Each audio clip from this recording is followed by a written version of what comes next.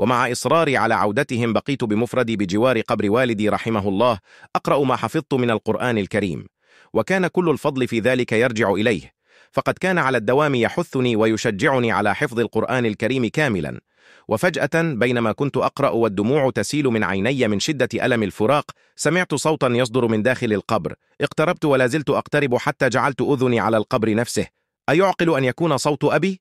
صرخت مناديا على حارس المقبرة، والذي لم يقصر معي فأتاني مهرولا. سألته برعب ملموس بنبرة صوتي عما إذا كان يسمع صوتا مثلما أسمع، فأجابني وقد ظهر عليه القلق علي بأنه لا يسمع شيئا، ولم يتركني وحيدا وأخذني وأوصلني حتى المنزل.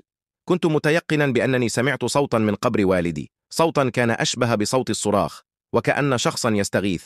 عندما عدت ذهبت لعمي وسألته: هل فعلا مات أبي يا عمي؟ وهل تأكدتم بأنه كان مات فعليا؟ فلربما دخل في غيبوبة وأنزلناه قبرا معتما. ماذا لو دفناه حيا يا عمي؟ اندهش عمي من حديثي وأخبرني بأن والدي تعرض لحادث، وعلى الرغم من إنعاشه ودخوله لأكثر من عملية جراحية إلا إنه لم يستعيد وعيه، ومكث قرابة الشهر الكامل فاقدا لوعيه. ويوم رحيله عن الحياة توقف قلبه ومخه وجميع وظائف جسده عن العمل، فكيف يعقل أن ندفنه حيا؟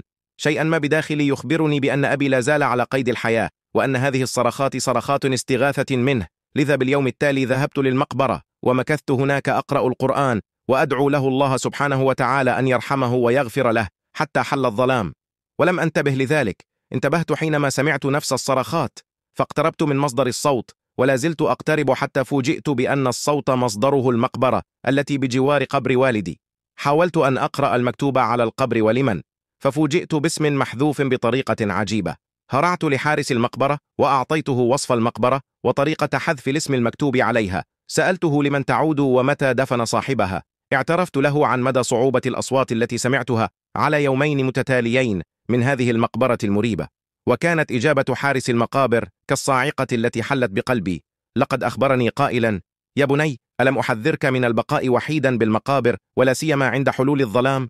يا بني، لا تتدخل في عالمهم، فعالمهم ليس كعالمنا. وعلى الرغم من كل ذلك إلا إني سأخبرك وسأبرد نيران قلبك.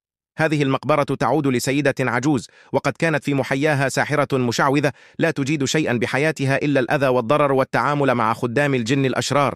ومنذ أن دفنت يا بني وعلى الدوام لا أسمع إلا أصوات صرخات مخيفة للغاية، ولكني لم أتدخل نهائيا، واسمها حذفه بهذه الطريقة التي رأيتها امرئ ممن آذتهم بحياتها.